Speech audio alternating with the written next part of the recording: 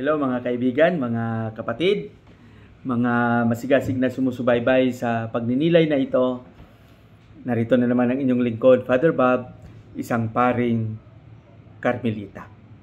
Tuloy-tuloy lang tayo sa ating mga pagninilay at pagpapasalamat sa Panginoon sa lahat ng mga biyayang ating natanggap. Maraming salamat sa inyong patuloy na pakikiisa, pakikinig at pagbabahagi ng vlog na ito sa inyong mga kaibigan. Pagpalain nawa kayo ng Panginoon. Ang aking dalangin palagi na nasa mabuting kalagayan kayong lahat. Ngayon ay araw ng Martes. Nasa ika-21 araw na tayo sa buwan ng Mayo, 2024. Pakinggan natin at pagnilayan at isabuhay ang mensahe na ibinabahagi sa atin ng ating pagbasa sa araw na ito. Sa araw na ito, ang ating pagbasa ay babahagi sa atin ni San Marcos, Kapitulo 9, versikulo 30 hanggang 37. Ano ba ang nilalaman ng ating ebanghelyo sa araw na ito? Dito napansin natin na ang mga disipulo ay nag-uusap sila kung sino yung pinakadakila sa kanila. Sino ang pinakadakila sa lahat? Siguro bilang tao ay hindi natin maiwasan, iniisip din natin yan. Gusto natin, minsan, lamang tayo sa lahat. Gusto natin na minsan, iba tayo. Ang iniisip natin, mas marami tayong natutunan at nalalaman kaysa iba.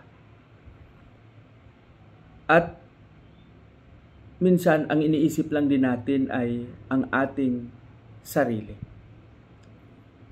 Pero, sa kanilang pag-uusap, kinuha ni Jesus ang isang bata at sinabi, kung sino man ang tumanggap sa bata ng tulad nito, siya yung pinakadakila.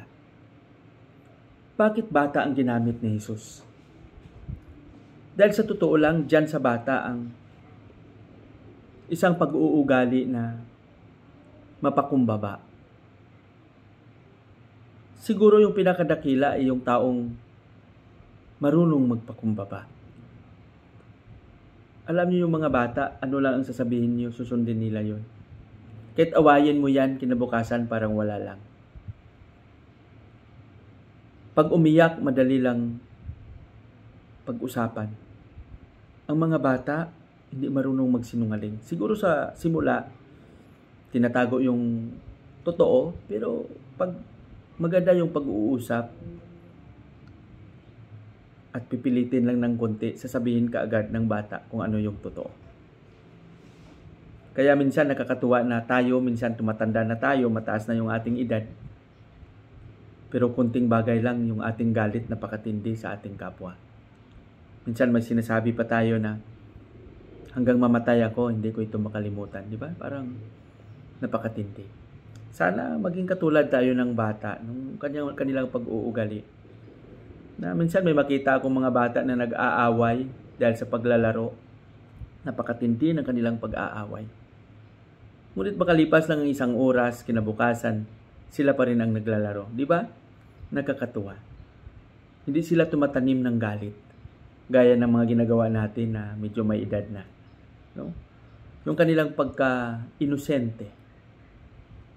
Ito ay nagpapahayag ng kanilang kababaang loob. Sa madaling salita, ang mensahe sa ating ebanghelyo ngayon, para kay Jesus ang pinakadakila ay yung taong marunong magpakumbaba. Sana itakwil na natin yung ating mga pride.